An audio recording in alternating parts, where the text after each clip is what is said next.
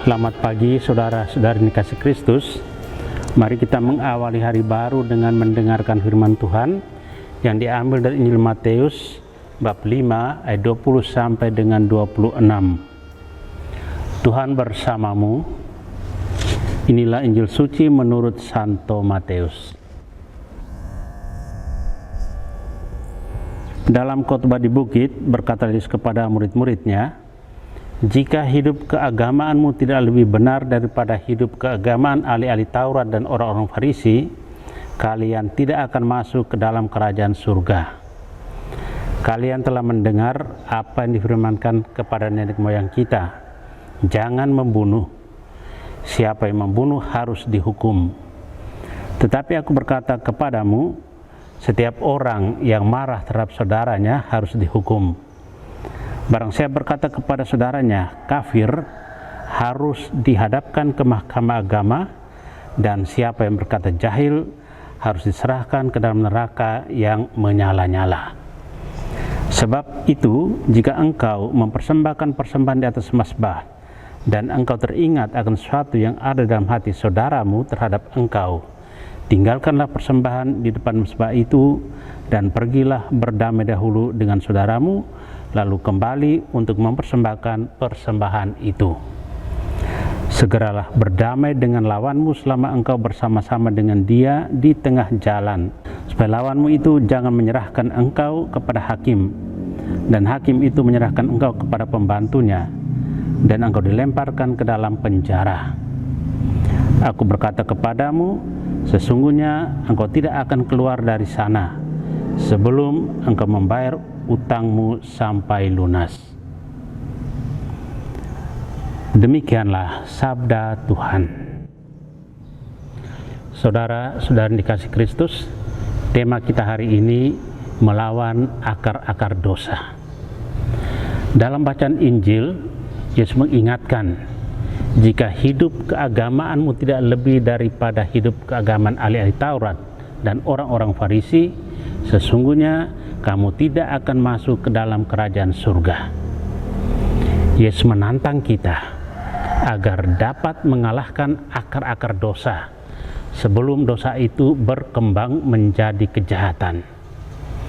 Kita jangan merasa sok suci, sok alim, karena kita tidak pernah membunuh orang, memanipulasi ini dan itu.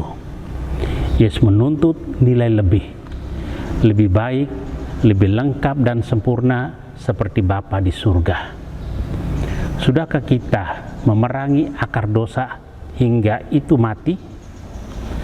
Sudahkah kita mengalahkan rasa dan nafsu marah yang menjadi cikal bakal tindakan membunuh?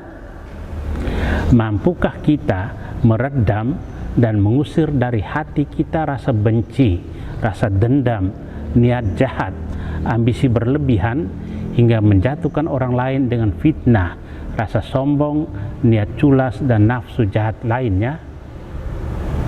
Yesus hari ini mengajarkan bahwa bukan hanya perbuatan membunuh yang dikutuk, tetapi kemarahan juga adalah hal yang tidak dikehendaki Allah. Menyebut orang lain kafir adalah perbuatan tercela. Jika kita yakin bahwa dalam diri setiap insan Allah berdiam, masih sudikah kita saling menyakiti? Karena dengan demikian kita menyakiti Allah dan diri kita sendiri.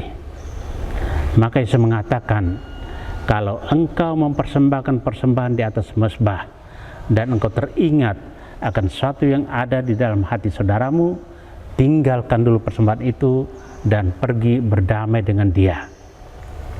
Inilah perwujudan dari iman.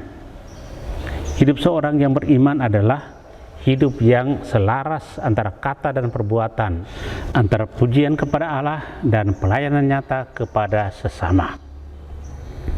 Saudara terkasih, dalam masa Prapaskah ini, mari kita dengan rendah hati datang kepada Tuhan dengan penuh rasa penyesalan dan tobat yang mendalam.